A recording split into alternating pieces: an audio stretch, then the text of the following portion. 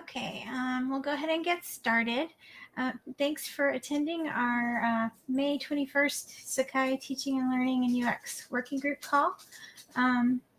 We're going to have a guest speaker today, so for those of you who don't normally attend, we're glad you can make it. Just real quick, the agenda is linked in the chat, so if you haven't already signed in, please do. You should be able to sign into the Etherpad. Anyone can edit. And by way of announcements, we usually start off with a welcome and some few announcements. I just want to remind folks that the Sakai Virtual Conference registration is currently open, and the link is there in the Etherpad. You can register. It's only $5 per person. And we have some fun swag that we're sending out to attendees. So you'll get your choice of t-shirt, coffee mug, or flip-flops. We added flip-flops this year in honor of it being in the summer. We moved it from November to the summer this year. So hopefully you'll be able to make it. And I encourage you to go ahead and register while you're thinking about it. And again, it's only $5. The conference itself will take place on July 16th. That's a Wednesday in July. So not that far off. So hopefully you will join us for that. Today we're going to be having a demonstration of the Safe Exam browser, which is integrated with Sakai. This was contributed as part of the work that the S2U commissioned EDF to do through the Unidigital plan from the Spanish government, and among many other features. But Safe Exam browser is similar to like a lockdown browser. If some of you may have used a Respondus or similar products, it's like that, but it's open source. So we're really excited to see how it actually works in production. So we have Ignacio Despujal Zabala from UPV, and he is going to talk through kind of the features of it and show us how he's actually using it. So with that, I'm going to go ahead and turn it over to Nacho. Let me stop sharing and give you presenter back. Okay, you should have presenter access, and take it away. I think I'm going to share my screen, even if I have uploaded the presentation just in case. I'm going to present a PowerPoint with screen captures, and then if you can't read too well, I will switch to the real platform. The problem is that as it is a lockdown browser, you cannot share the screen with it. First, Seb is a lockdown browser that is an open source kiosk browser. You can see here the schema or how it works. It has a kiosk application that starts a browser that blocks access to a lot of things, to other websites, to system functions, to shortcuts. You only have the browser. And the other thing is that it connects to the LMS, to Sakai, and it removes all the extra tools. It leaves only the exam. That's the important part of Sakai, because the other thing, you can achieve the same result by configuring, for example, Windows. But the problem with setting up a Windows to do exams is that in Sakai, you still have all the tools and the other sites, so the students can communicate through other sites. So in this case, it strips off everything from Sakai. It leaves only the test. It has several configuration modes, so it's flexible. You can have websites and apps that the teacher can let the students to use during the exam. And it has versions for Windows, Mac, and iOS. These are the three versions that they have developed. With this, we can comment a little bit which are the key security features of SEB. It disables the common shortcuts, Alt-Tab, Control-Alt-Del, screenshot, copy-paste. It has a virtual machine detector also. You can switch it on and off in the full mode. Then the URL bar and the navigation menu is hidden. You can set up a quick password. You can decide if you want the students to be able to go out of the browser without finishing the exam or not.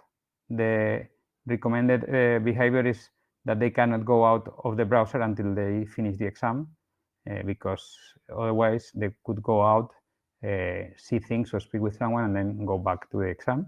So, but just in case, because sometimes Sakai fails and you have a problem and the exam cannot continue, and if you don't have any mechanism to go out of that, then you have to reset the student's computer.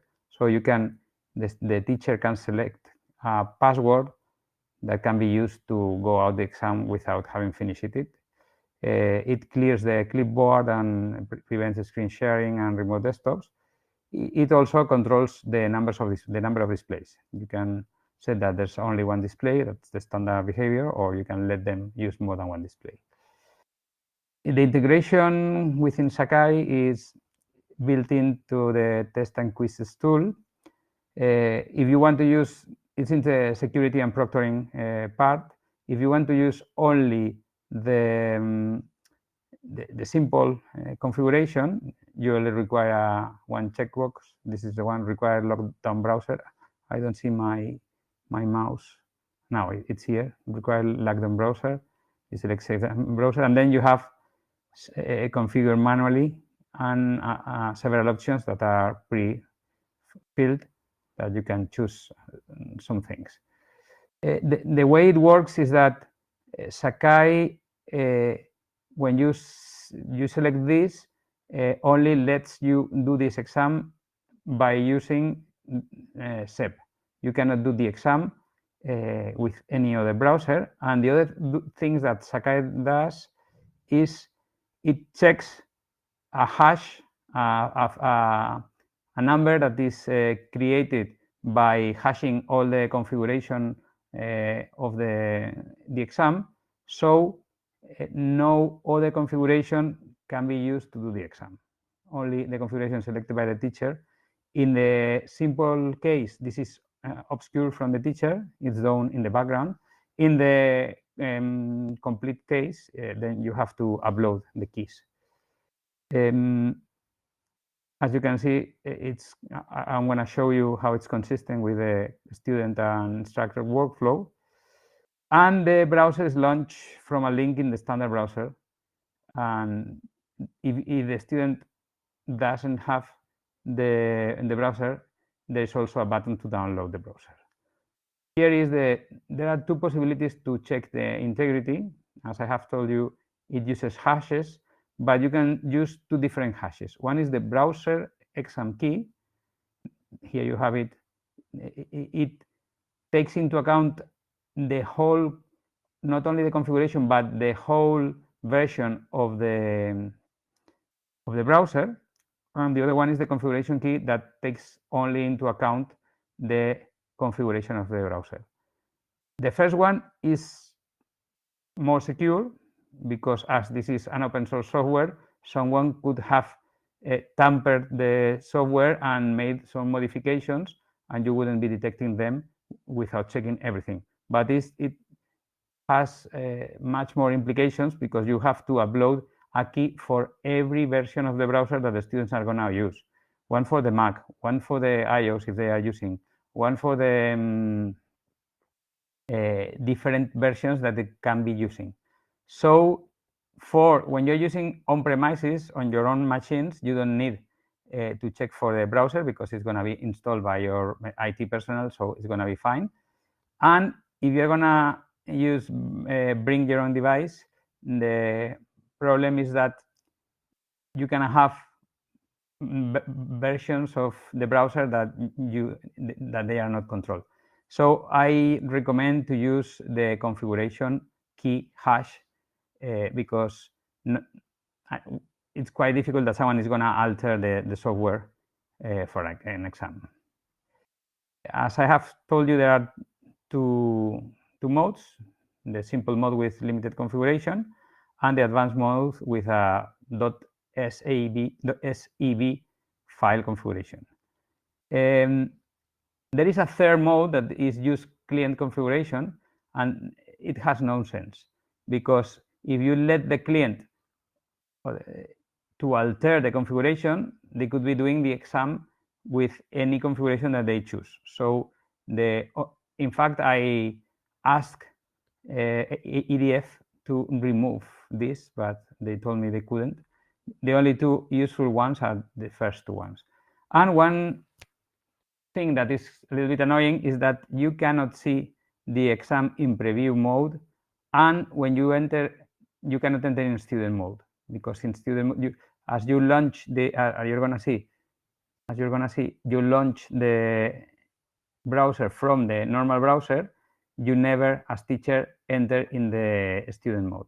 So to check it as a student, you need a different account, a test account, or you need to check the exam before activating the exam browser, the safe exam browser option, and later, after reviewing it, activate the option. This is the simple mode.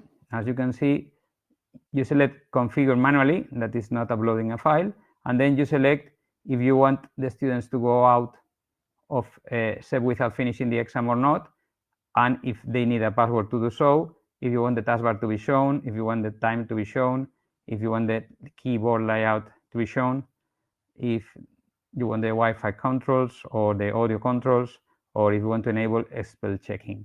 And that's it.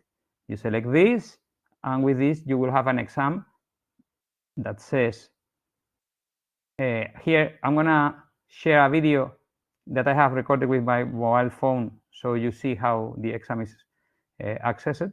But here you have the what is going to be the procedure.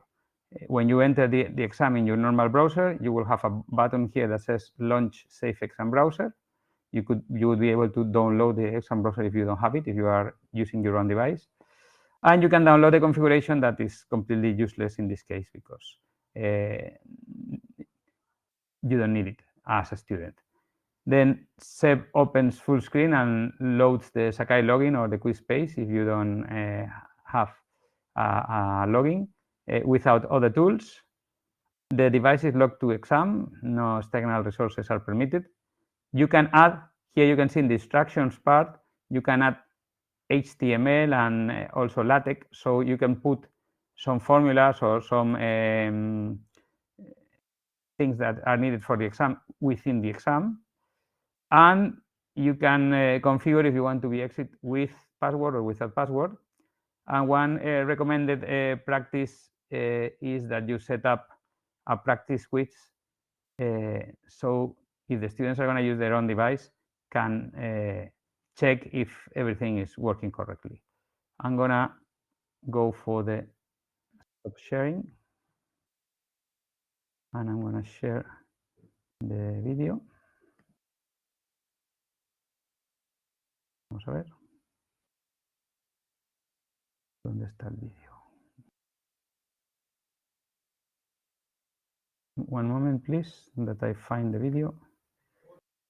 Sorry, format is this one. I have it.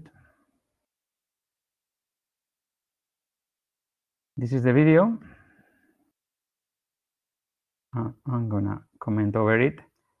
Here you can see first that this is in Spanish. In the test and quizzes part, there is an exam that says prueba, and it's safe exam browser between brackets. So you know this one, you need safe exam browser.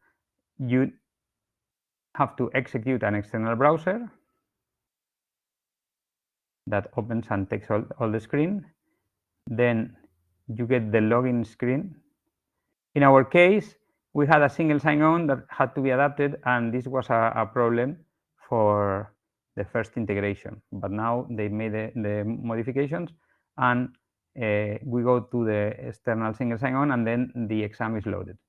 Then this is the safe exam browser screen, where you don't get, as you can see, no other tool, only the exam.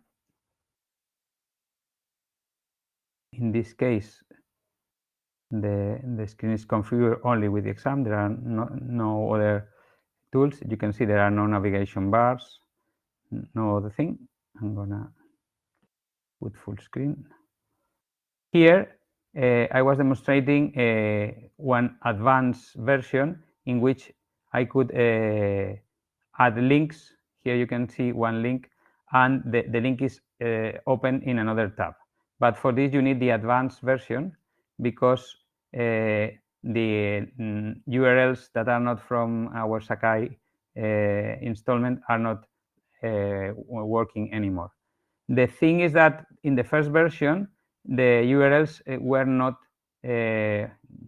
retired or were not forbidden from the simple configuration. But as we have some links in the single sign-on screen that can be problematic, then they change it, and the simple configuration is very strict. If you don't allow specifically the different URLs, you cannot add anything. And after finishing, you get the get out of Safe Exam Browser button that closes the browser, and you go back to your initial browser. I'm gonna go back to the presentation. A ver.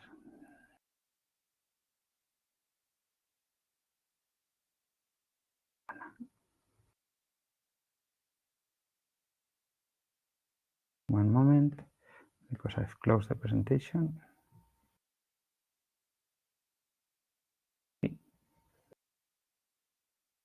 Okay, compartir.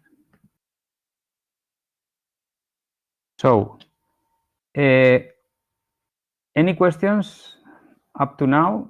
Someone wants to know anything?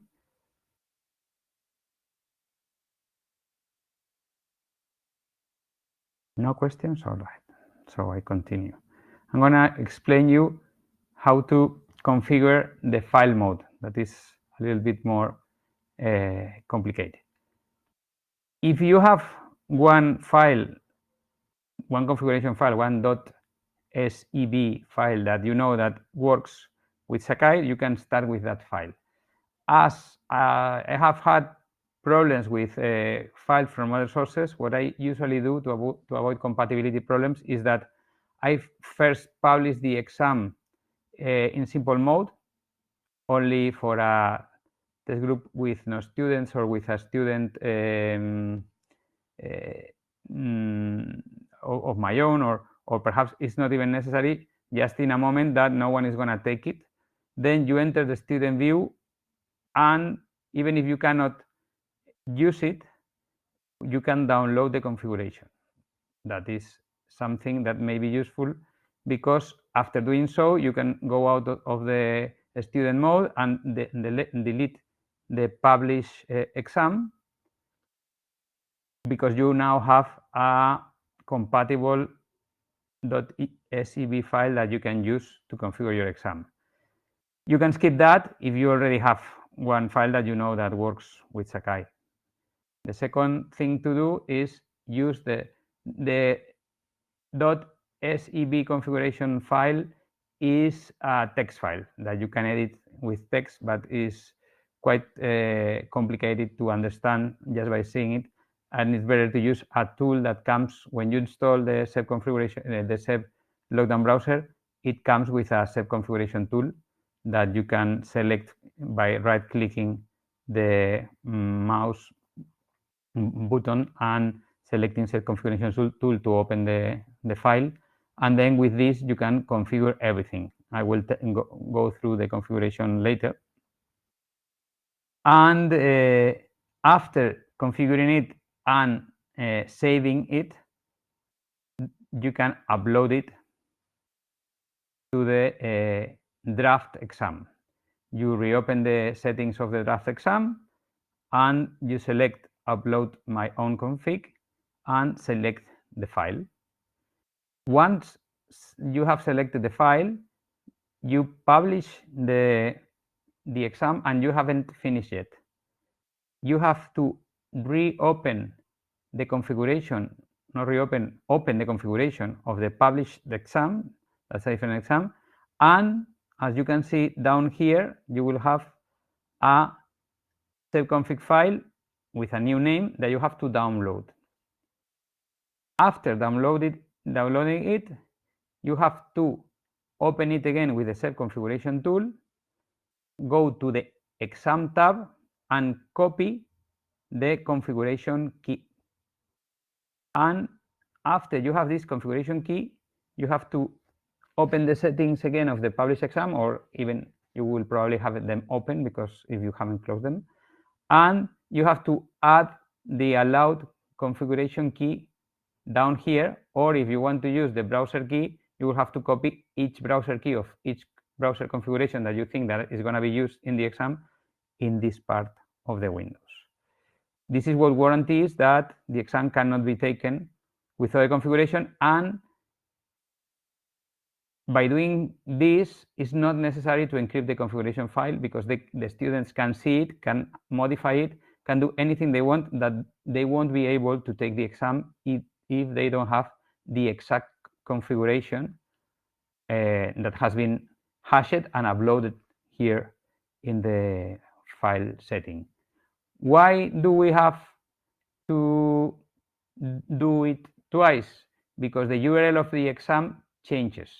I'm going to go now one by one through the different windows that you have in the set configuration tools.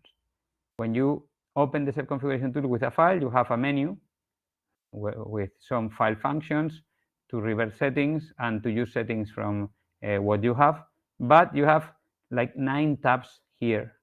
The first one is the general one, is this start URL.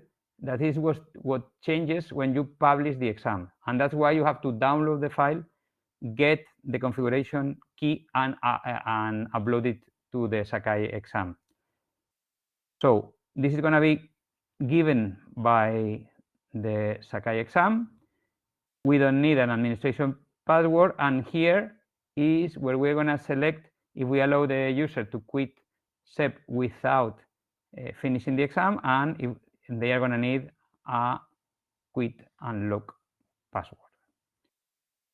Then the second tab is not going to be useful for us because it is already selected that this file is for configuring a client. There is another mode where you can select starting an exam, and by clicking the file, it opens the lockdown browser and launches the exam, but it's not the way we're going to use it. We're going to use it from the link in our regular browser. And here we can select if we want to put some encryption on the file. That is not necessary, as I have told you. And here, down here, you have the same functions that you have in the upper menu. To open the settings, to save the settings.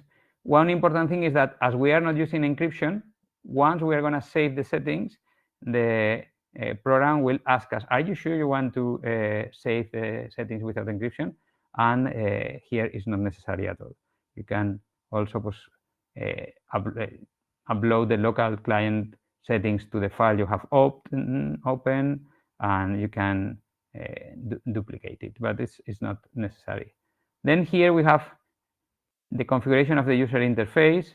If we want to use full screen mode within the kiosk or a browser window, so if we put links in the window, we can open other windows and let the student use Alt Tab. For example, if we are configuring some documents that can be opened during the exam, the position and the size of the window, if we enable the browser window toolbar and different options of the toolbar for Windows and for Mac, the taskbar, the side menu, the Wi-Fi controls, the reload button, the time, the keyboard layout, the same things that we have seen in the simple configuration, we have them here. If we enable the text or page zoom, if we show the audio controls or mute the audio on startup, or if we allow spell checking or dictionary lookup on Mac. For the next window is how we configure the browser. If every new browser window is going to be open in a new window, or in the same window, or it's going to be generally blocked, or if they're going to be blocked if they direct to a different server. the size and position of the windows, if we allow in the browser text search or printing, and then restrictions of the exam windows. If we let them reload them and we show a warning of reload. If we allow navigation into additional windows, if we are going to put some information that's going to be accessed with a link, we need to check this. Or if we allow them to reload in these windows. We can also use save with a browser window to start an application in kiosk mode. I haven't tested this thing. You should test it one. And then this is something that we usually don't touch if we want to use a different user agent as the HTML interpreter for desktop mode and for Mac or for iOS, for tablet. Usually, if you don't have a specific requirement on that, this is something that we don't use. Then you have a tab for allowing and downloads and uploads with different options. The directory, if you're going to use a temporary download, and if you are going to have different options to upload a file on Mac. This is something that I haven't used. If you want to download PDFs instead of displaying them in line, these type of things will be only necessary if you have a specific need. We haven't used them. Then is the exam tab, where is, as I have told you, the keys, the browser exam key and the configuration exam key. And then you have the possibility to let the students reconfigure the exam section, something that I have never done, and how the session is going to be handled, if the browser session is going to be clear when starting the exam and when ending the exam, a link to quit after the exam, to ask the user if they want to quit or not, if you want to restart the session, if there is a start URL, or several query string parameter. These are several options that we haven't used. We leave them by default. These are the two tabs. Now comes the two tabs that are going to be most used if you are going to make a personalized configuration. This one is for applications. There are some prohibited applications, that is this tab, and some permitted applications. In this case, I was doing an exam with AutoCAD. Here you can select the name of the file, where is it going to be found. If you let the students to select another location, if you are not going to be sure where the software is going to be set up, we are mostly using this type of things in our own labs. So all these things are always configured the same, and we don't need this type of options. But at some moment, you could be having to allow the user to select the location of an application if they are using their machines. If you have the icon in the taskbar of the kiosk, you have to think of the kiosk like another desktop that is open inside the desktop of Windows, for example, or Mac, and that you cannot go out from there. So you can put icons on there. You can allow the application to run in the background. In fact, there is a problem that we have detected, is that there are some apps, like for example, the apps that are embedded in Windows, like Calculator, that when you allow them here and you put the icon in the desktop and everything, and you click them, you don't see them. And when you close the Safe Exam browser, you find that they have been open in the background desktop. I don't know how to fix that. In fact, most of the apps that we have detected that we didn't need them. We were just making tests. And here in the right down corner, I have put a screen capture of the applications that are prohibited by default. You have some players, some video conferencing applications, some remote control applications. For example, Teams is forbidden, and when you start the SEP, it tells you we are going to close Teams. But you can remove Teams from this list, and you can approve it here. And this way, we have been trying to set up some trials for a proctoring setup in which the teacher can see you doing things with the teams from the remote, can see your camera and can see if you are doing something strange, because this is very, very useful when you are making exams in the class. But if you are making exams remotely, the students have a lockdown browser but can be using another device on the side or speaking with someone. This is some trials that we have done, but we haven't yet got any conclusion. We know that the people developing SEB, they have special servers and they have connected it with Jitsi, that's a video conferencing system, and they are using it, but we haven't done that yet. And then we have the other important tab, that is the network. That is when you are allowing or prohibiting some URLs. You can use wildcards, and you can use also regex, so you can make very powerful combinations to allow URLs. But this can be a tricky problem, because sometimes there are a lot of URLs that you don't know, because the system, for example, if you want to allow Google, or even just by allowing our polyformat instance of Sakai, we need to know which URLs is the system using for the single sign-on and for other processes that it do when you start. So you need to know which are the URLs that you have to activate for your exams to work. There is a proxy mode, but the proxy only works from inside the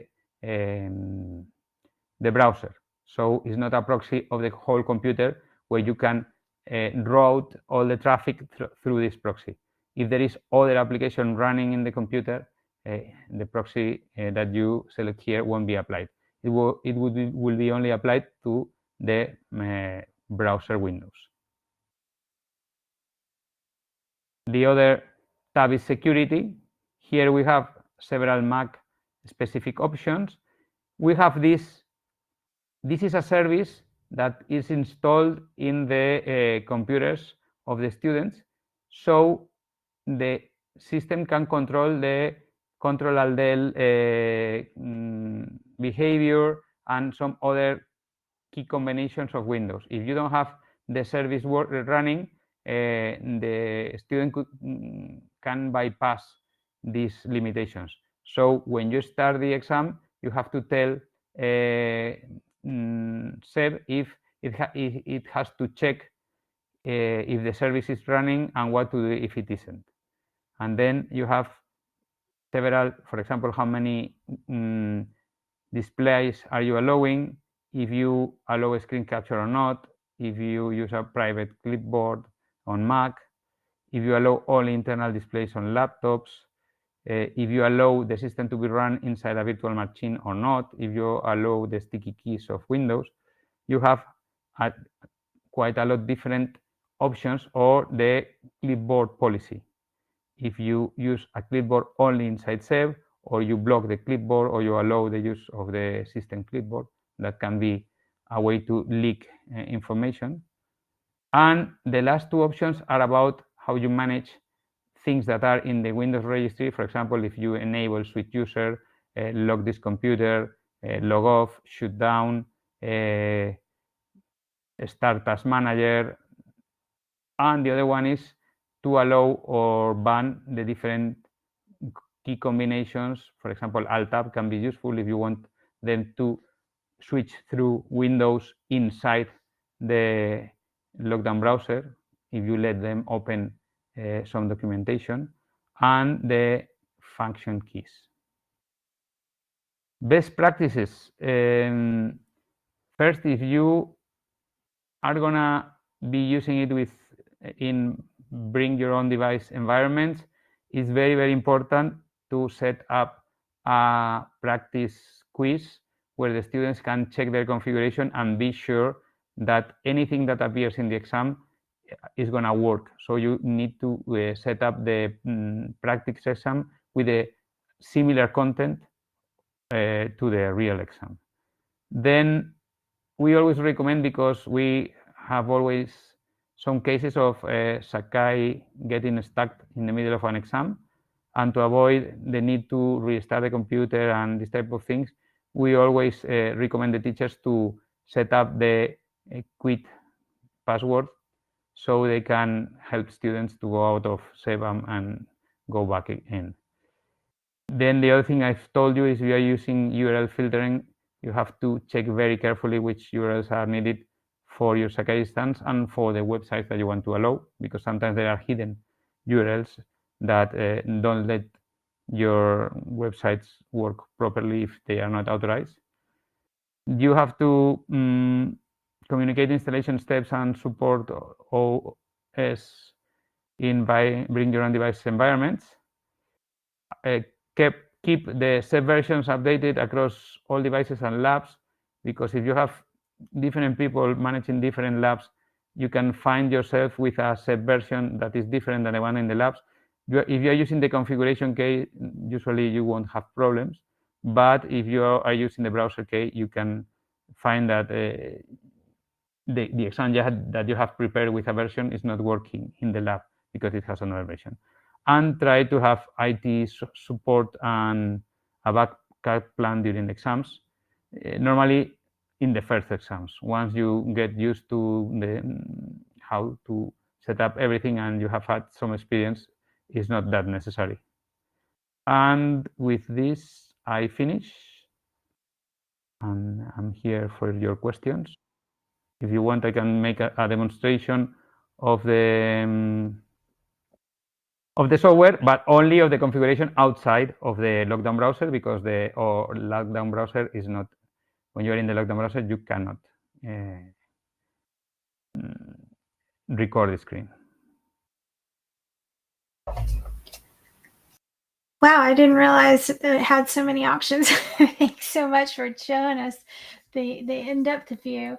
I'm curious, you said that you do most of your testing in the lab situation on campus.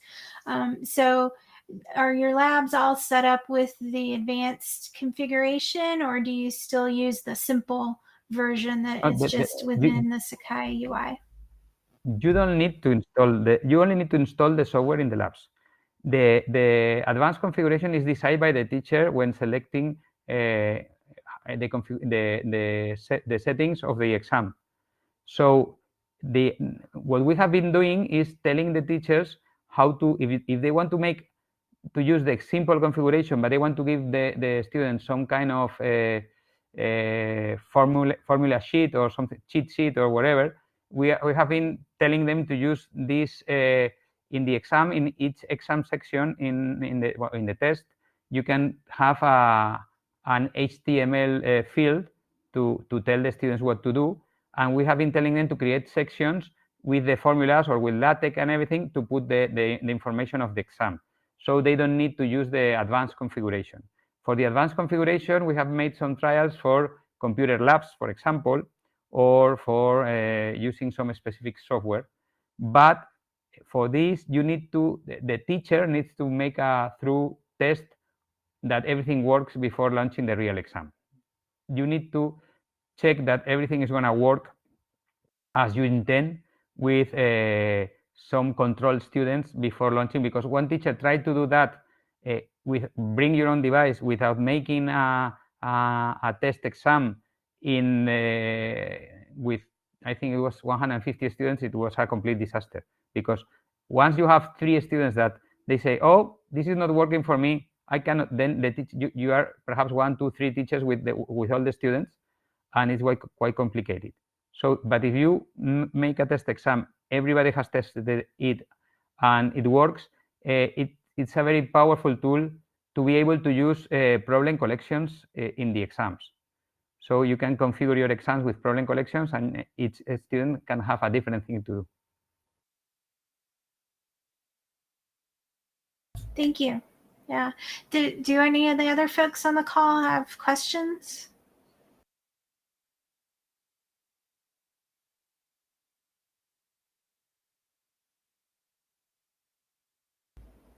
I don't know if you'd be able to answer, but have you heard of anyone trying to use the lockdown browser in coordination with virtual proctoring?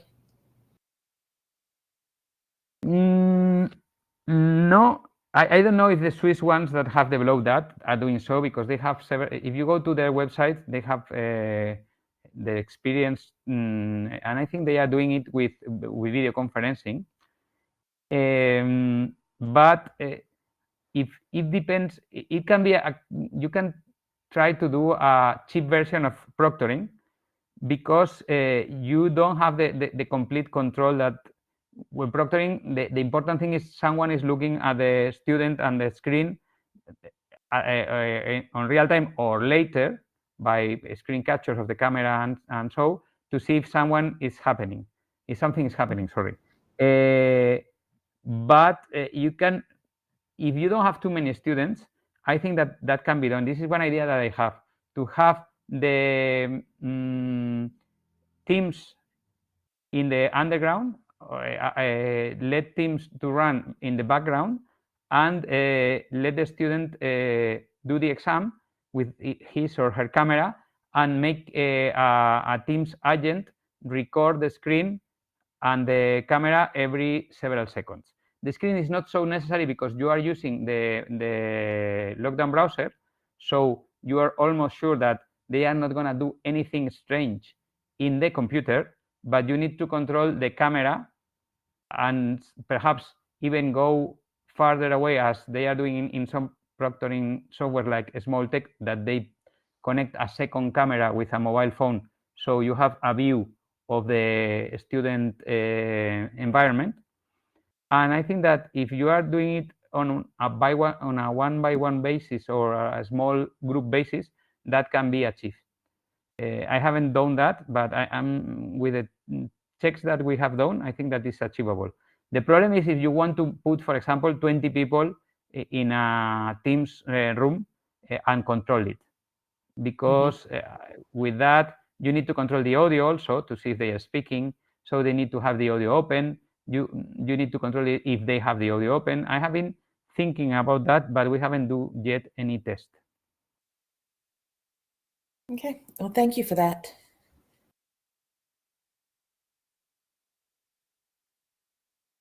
Have you encountered any other like performance issues with large groups of students taking it in the lab? When it's in the lab, but it's not a problem of the lockdown browser. It's a problem that I have. I have been using Sakai with problem collections for my exam.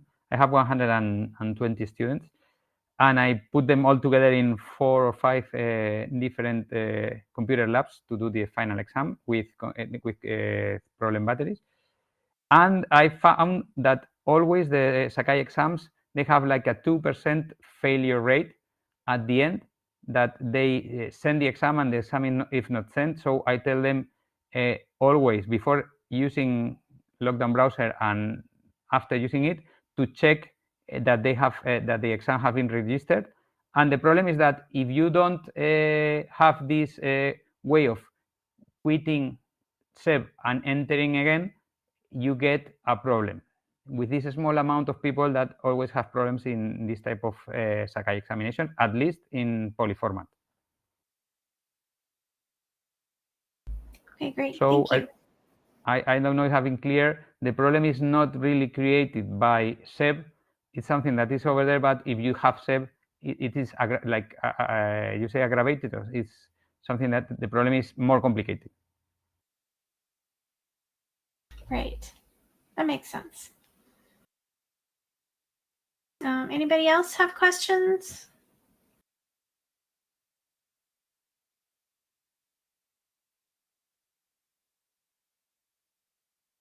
You have my email, so in case that you want to connect and ask something, you can ask it without problems.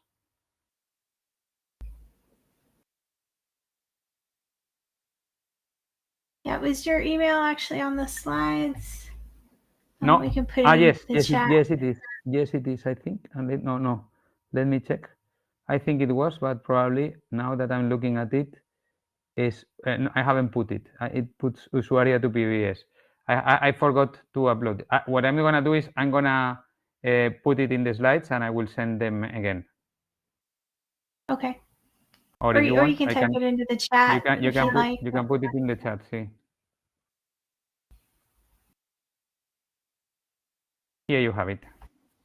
Great, thank you. And I'll put that in our meeting notes as well. So if any of you guys decide to try SEB and you have questions, you can reach Nacho at that email address for follow-up questions. All right, great. Well, thank you so much. This was wonderful because it is hard to kind of see since you can't really record anything, and you have to get creative, like recording with your mobile device to see what it looks like. So it's challenging to demonstrate. I do appreciate you taking the time to come and show us and explain all the different options. And I know that for those of you who maybe came in a little bit late or were looking at some of the more advanced configuration options and we're a little overwhelmed, it's nice to know that there's a simple version where you can just kind of check the boxes and you're done. Most of the time, you're going to need only the simple version because as you can use this HTML box in the exams, you can put even cheat sheets there. The extended version is when you need to use some software, integrate some software in your exams. So for most of the time, if you're going to do multiple choice questions or if you're going to do other type of exams that you're already using in Sakai, you only need the simple version. Excellent. Well, again, thank you very much. This was extremely informative. And for those of you who are maybe using a commercial product for this sort of thing, I encourage you to test it out. It's in Sakai 25. So you might want to test it out and see if it's as good or better than whatever commercial product you're using. I started using Respondus. But Respondus is much less flexible than this. You cannot authorize external software. This is much more, and Respondus costs money. This is free. Right. Yeah. So it definitely gives you a lot of options to customize it, which is very nice. Yeah. I see Jennifer typing. Let's see what she had. She likes that you can allow software and still keep it secure. Yep, that's a big bonus, I think.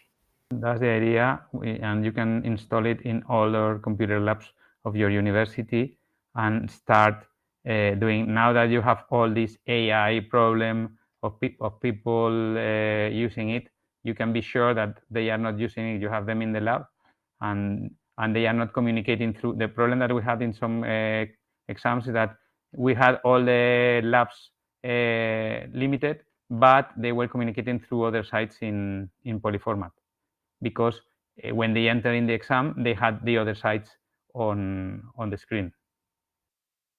You can combine this with the check of the IPs, with the IP limitation, and also with the statistics. You can check from which computers the exams have been done.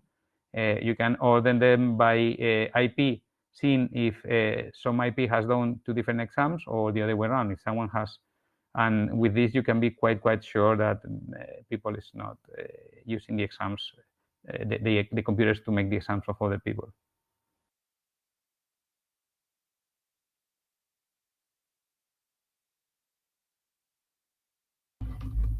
Very good. Any other comments or questions?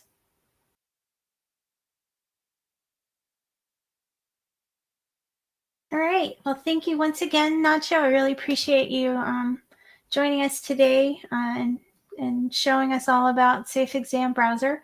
And this session has been recorded, so I'm going to send the link out to the user list in case there were folks that are interested but weren't able to make it today. They can watch the recording, so you'll be able to catch that on the recording link that I'll send out. I haven't been posting them on YouTube lately. I've just been leaving the recordings in Big Blue Button, but I might post this one to YouTube in case people are more interested to kind of review it from there.